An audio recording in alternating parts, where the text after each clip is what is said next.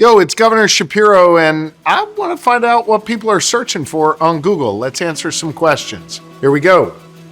What is Governor Shapiro's first name? It's Josh.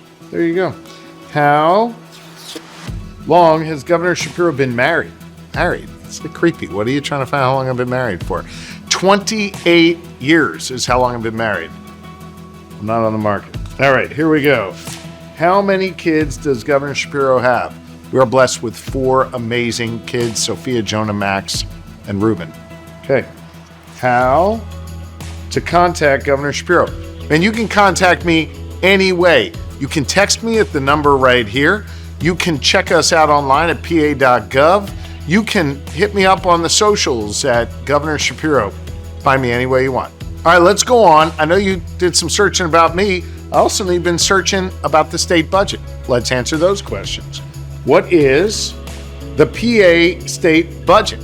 Well, it's how we allocate our state dollars for needs all across Pennsylvania, from schools to safety to economic development.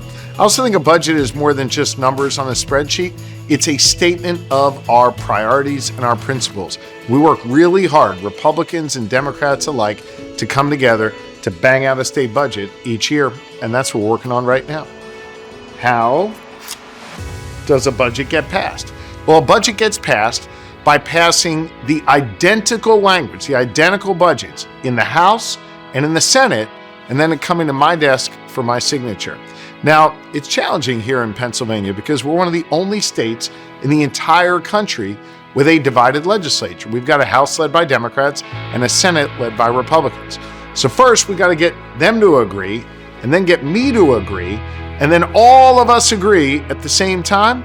They pass the budget, I sign it into law, and the dollars flow to our schools, to our police officers, to our community centers, you name it, to make sure we have what we need to keep people safe, educated, and grow our economy. All right, how do we make Pennsylvania safer? Look, there are a whole bunch of ways we got to work together to create safer communities. The good news is we've got a recipe for success. It's working here in Pennsylvania. I made a commitment to hire 2,000 more police officers across this Commonwealth. We're somewhere around 1,500 2 years in. We're going to hit that mark. At the same time, we know policing isn't the only thing we need for safe communities.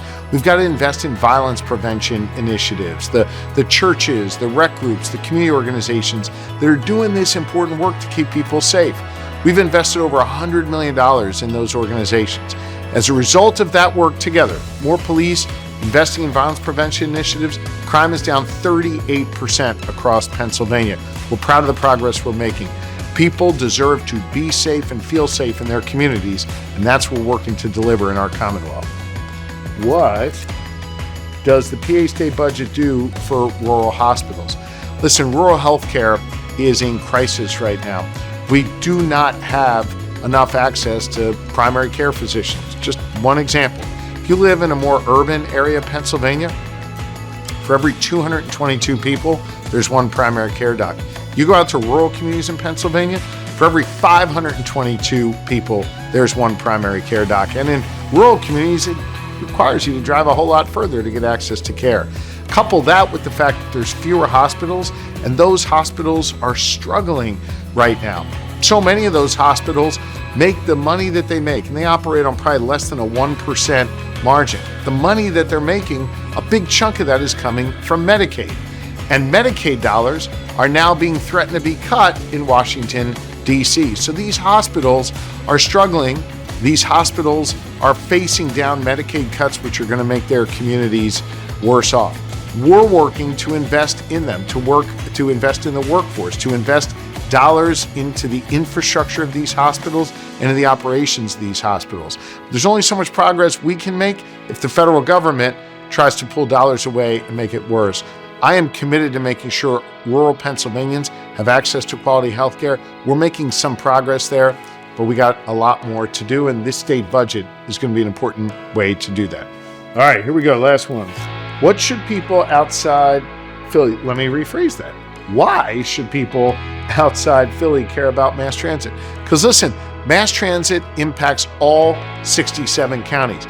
We've got nearly 3 million seniors who've depended on mass transit provided ride shares in communities all across Pennsylvania, each of our 67 counties, to get to doctor's appointments or to get where they need to go food shopping, you name it.